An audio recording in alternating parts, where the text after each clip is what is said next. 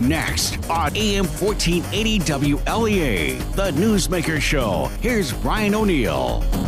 Well, here we go. We're switching things around a little bit this week. We're going to have Congressman Tom Reed on tomorrow. He asked to be able to come on, and Tuesday was the only day he could do this week.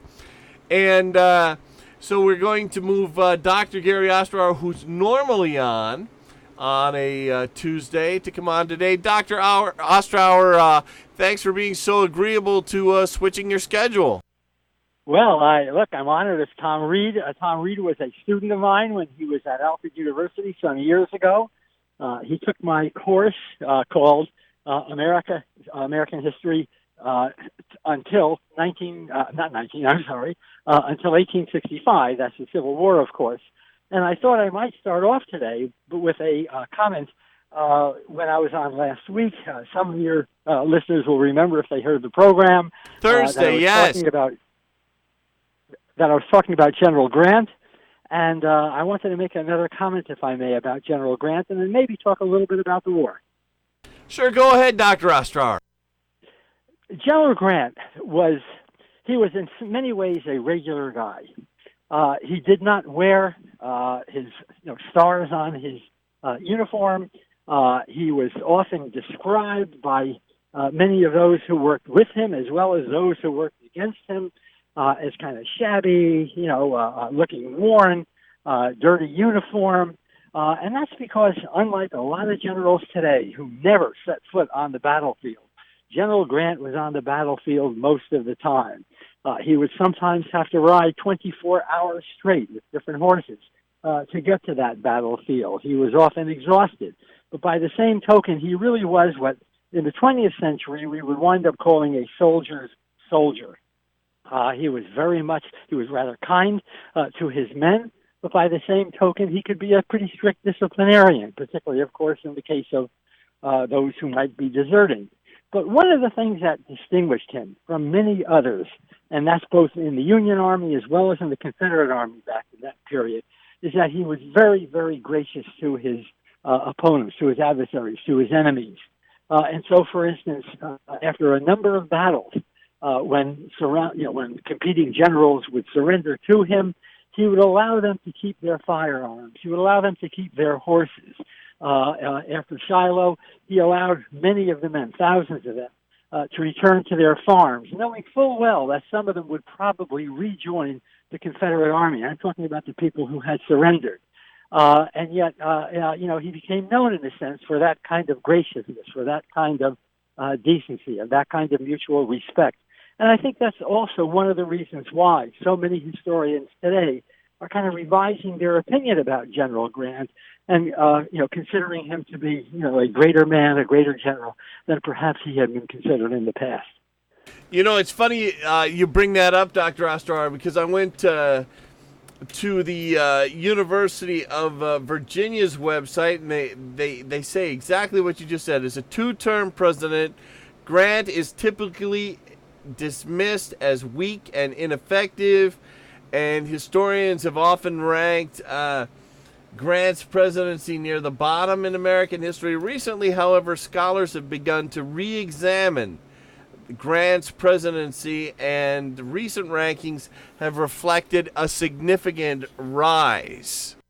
Yeah, and that's in part because when it came to, what may have been the most pressing issue of the day, which is not only his support for anti-slavery, but after 1865, once the slaves had been freed with the Emancipation Proclamation.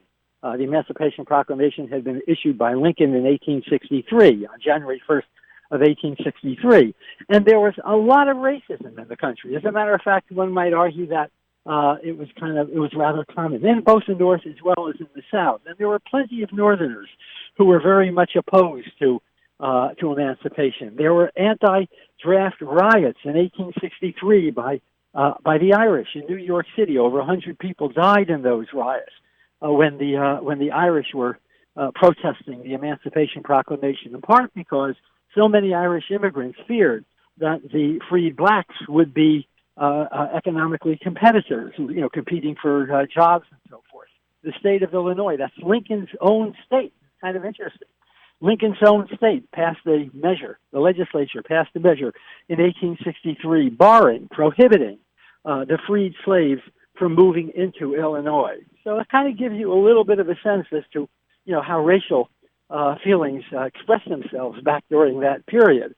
Having said that, Grant himself was very, very strongly supportive of the anti-slave program, and when Congress passed a number of civil rights acts in 1867 and 1868, Grant not only favored the passage of those programs, but he was very much, once he became president in 1869, willing to enforce them. And I think that's one of the reasons why so many historians are, lately reconsidering him, revising their judgment about Grant, and viewing him as a much more effective president than he had previously been viewed.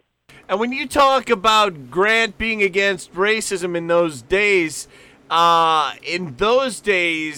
he would have really been sticking his neck out. I worked, as we've talked about before, Dr. Ostrower, in radio in other cities. One of the cities was Macon, Georgia. And there was an older radio salesman by the name of Frank Dean Martin. He was a great guy, and he was a salesman, but he talked about how in the 60s and 70s, he was a photographer and a reporter, and he said Jimmy Carter in his press conferences as governor and whatever other office Carter held. Frank D. Martin said Jimmy Carter used to point to Frank, who would be standing in the back, and wave to him to come up to the front, and he would let him and Jimmy Carter would let Frank Dean Martin take great pictures and give him extra stories, and he did this to snub the more, I guess I would say, racist reporters of the time. And to do that at the time would have really been a daring thing to do. Well, I give Carter a lot of credit for that. I might add, and this is a little off the subject, that Jimmy Carter has not been viewed as a very effective president by, I'd say most historians who have tackled that subject. And now, and this is 40 years later, there's a reassessment of Carter. So, historians get more information, they get new biographies and new memoirs that people produce and so forth, letters that were private are now public. And Carter's reputation also is beginning to rise. There's a very good book, really good book, by a fellow named Stuart Eisenstadt. Stuart Eisenstadt was a domestic policy advisor to Eisenhower back during Carter. I should be saying Carter. Back during the Carter years, that would mean, in other words, from 1977 until 1981. And he's just written a monumental biography, really not only of Carter, but really a history of the Carter administration called Jimmy Carter, a history or something along those lines, easily findable, I'm sure, on Google. And his judgments were backed up by a great deal of, very, very solid evidence, good information. Is that, Carter, in fact, was not taken seriously enough precisely because of the not the Iran-Contra, but hostage situation. When Jimmy Carter tried to get some hostages freed and it failed?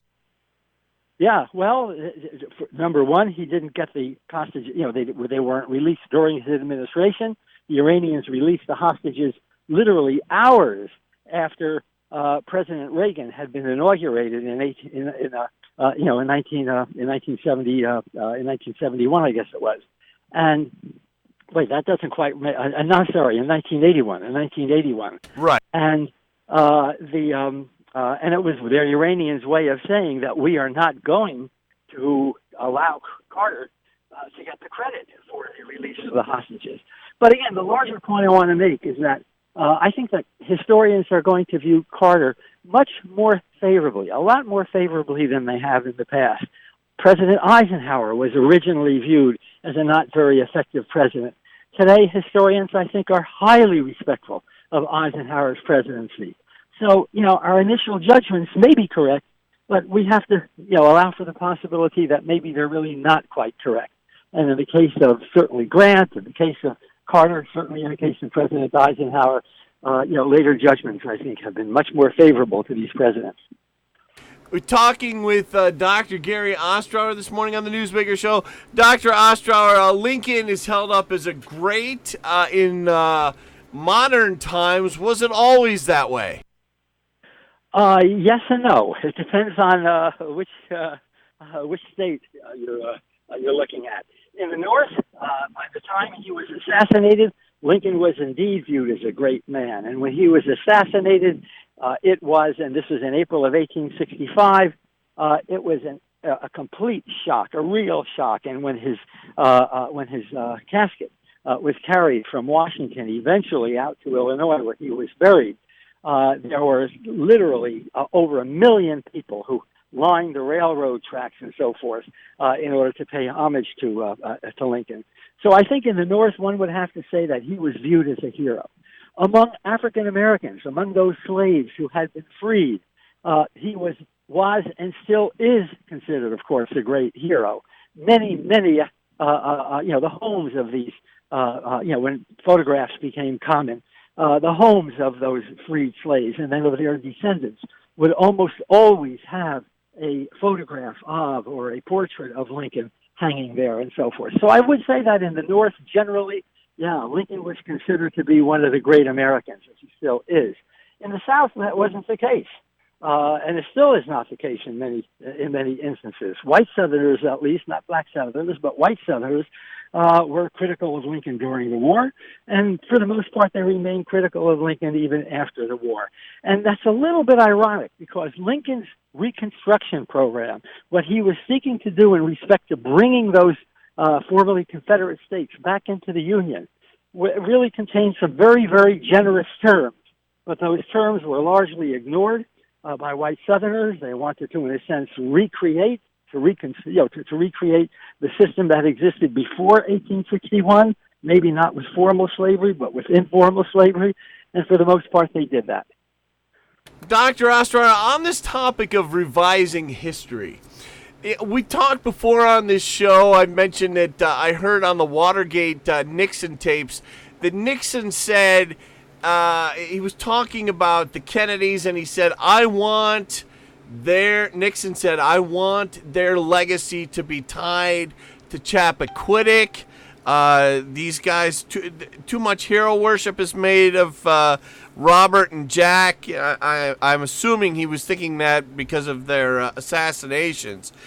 And to a certain degree, Nixon has been successful there. Question for you, Dr. Ostrower. How often are presidents involved in revisionist type history? Well, in a way, every president is involved in some revisionist history. I mean, we have as historians a saying, a kind of an idea that every generation rewrites its own history. And that's because we become interested in different kinds of things, to a certain extent, perhaps even some of our values shift and so forth. And that's going to be reflected in the kind of judgments that we offer.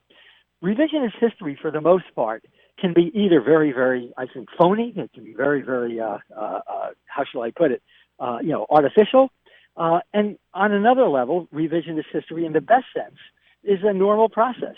So that, for instance, and I'll give you one example, since we were talking about the Civil War. After the Civil War, for the most part in the North, the war was viewed as what? It was viewed as a moral crusade, ultimately to free the slaves. It was viewed, in other words, in moral terms. But by the 1880s and the 1890s, the main historians who were dealing with the Civil War were not from the North any longer. They were from the South. These are people who argue that the Negroes, as they call them, should be in the fields raising cotton, not in the halls of Congress raising points of order. And they were these historians were very, very, favorable, so to speak. They were very generous to the South. They played down the idea that the Civil War, in fact, had been a war against slavery. What they argued was that, the Civil War was really a war for states' rights, forgetting, of course, that states' rights was simply a means by which the South would be able to maintain the slave system into the 20th century. And so you had that kind of a change. Then by the First World War, many people came to believe after the First World War, many Americans came to believe that the First World War really should not have been fought in the first place. Or if it should have been fought, the United States really did not have a reason to join the war, that it was really fought by Europeans for European purposes. And so as they viewed the First World War as kind of an unnecessary war, they began to view the Civil War as an unnecessary war. They would argue, for instance, that the Civil War had at least occurred in part over the problem of the expansion of slavery into the West. And what these historians said is that, there really wasn't much room for slavery in the West. You can't grow cotton in the deserts of New Mexico and of Arizona and of California and whatnot. It was an unnecessary war. And then after the Second World War, a war against Hitler, once again, we viewed that war as being very necessary and in highly moral terms. And so once again, we went back and reviewed our view of the Civil War, and we saw it once again in much the same way that they did in 1865 and 66 and 67. In other words, viewing the Civil War as a war against slavery, as a war that had to be fought, as a war that ultimately reaffirmed American values, as Lincoln expressed in the Gettysburg Address. Late on the break, because we're having such an interesting conversation with Dr. Gary Ostrower, we're going to take a quick break. When we come back, I'm going to ask Dr. Ostrower's thoughts on the history and revisionist history that's been going on about the Bushes. Stay with us. At Larry's Latrines, they know the last thing on your mind is what's brewing in your septic tank. You're thinking about hot dogs and hanging with friends, but Larry's Latrines is thinking about what's brewing in your septic tank. Inching closer and closer to the surface. Don't wait. Schedule your septic maintenance today. Larry's Latrines works diligently from now until the ground freezes to make sure everyone is safe from overflow. Larry's Latrines in Hornell. It's their business to handle your business. Checking in now with meteorologist Rob Carrollin, who says hot and humid today. That's right, Brian. Still August, so we can have some heat and humidity, and we certainly got that out there this morning. A little bit of shower activity pulling away from the southern tier this morning. It's already ended in the Buffalo area. Eventually here, we'll end up seeing some sunshine, and that's going to warm things up to about 80 to 85. Looks like another round of showers and thunderstorms may try to cross the southern tier later today. Temperatures, looks like we're up to about 80 to 85 today. Now for tonight, there's the chance of a shower thunderstorm early. Otherwise, we're partly cloudy, 60 to 65 overnight. Partly sunny day tomorrow with the risk of a shower or thunderstorm in the afternoon, 80 to 85. May see a few showers and storms tomorrow night, lows 60 to 65. Cold front's going to sweep through the area Wednesday, partial sun, showers and storms, 80 to 85. Then Brian, Thursday and Friday, they look a whole lot cooler, a whole lot more comfortable. Back with Dr. Gary Ostrower. Obama did not have a lot of good to say about W when Obama was in office. I think that has changed since Trump came along. Now, the conservative commentators who like Trump take a disliking to W now because of W's criticism of Trump.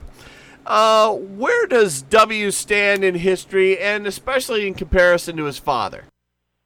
Well, it's hard to fully answer that, if only because perhaps we haven't had enough time. Historians tend to be pretty patient, and I'll be interested myself in the way in which historians are going to view President Bush W, that is, Bush 2, let's say 25 or 30 years from now.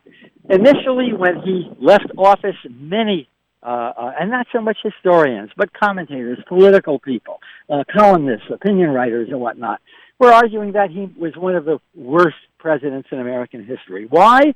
Because, among other things, number one, he led us into the Great Depression, or the recession, whatever you want to call it, in 2008. And more importantly, he got the United States involved in wars both in Afghanistan and in Iraq. The war in Iraq probably never should have been fought. President Bush had said, we're fighting it because Saddam Hussein, the Iraqi leader, had weapons of mass destruction, and that Saddam Hussein was cooperating with al-Qaeda. Both of those things turned out to be incorrect. So, many people thought that the wars were fought based on, if you will, a lie. And Bush continued to do exactly, to pursue those wars in ways that became extremely damaging to the American Republic, extremely damaging certainly to our economy. And so, his reputation was pretty low, so to speak, by the time he left office. But what happened, of course, in the next few years is that, President Trump arrived, and all of a sudden President Bush didn't look quite so bad. That is to say, President Trump, we all know that, he's not a very honest person. Whatever else you can say about Bush, he certainly was not dishonest. President Bush, for instance, after 9/11, went to a mosque 3 days after the attack. And he said in that mosque, essentially, we are all Americans, okay? This is not a war. This is not a crusade against Islam, that you folks are Americans just as Christians and Jews and others are Americans. And so many commentators to this day are now kind of revising the view of President Bush, seeing him, if you will, as a somewhat more compassionate conservative than might have appeared to be the case back during the Iraq War. How historians are going to settle out on this in 20 years or 30 years, I don't know. I'm pretty good about telling you what happened yesterday. I really don't know exactly what's going to happen, 20 or 30 years from now. We're pretty bad about predicting the future. But I do think that President Trump, for many, many observers, has made President Bush, W, look a lot better than he had in 2009 when he left office. Do you think that one of the things that hurt the Bushes was their lack of public speaking ability at the time? Well, perhaps a little bit. I mean, certainly, Obama was a very, very articulate president. Eisenhower certainly was not particularly articulate. He seemed to be bumbling. That probably affected the view of him, at least in the immediate future. But as I said earlier on the program, Eisenhower today is really respected, highly respected by historians. Will that happen with Bush? I doubt it for this reason, because I think ultimately the war in Iraq should not have been fought. It really should not have been fought. That is to say, it didn't serve American national interests. You go to war, countries should go to war when their vital interests are threatened. And American vital interests were not threatened by Saddam Hussein. Having said that, the war then cost what? Something over $1 trillion, maybe $2 trillion. That weakened our economy, and we're going to pay a price for that in the Great Recession of 2008. There are other factors, of course, in respect to 2008, but that's one of them. And so, once again, I'm kind of throwing my hands up in the air and simply saying I'm just not quite sure how that's going to settle out. History and how it gets revised as time goes along. That's what we've been talking about today with Dr. Gary Ostrower. Have to leave it there, but Dr. Ostrower, thanks for coming on, and that was a very interesting show. Well, I hope people enjoyed it. So long, and I'll talk to you next week.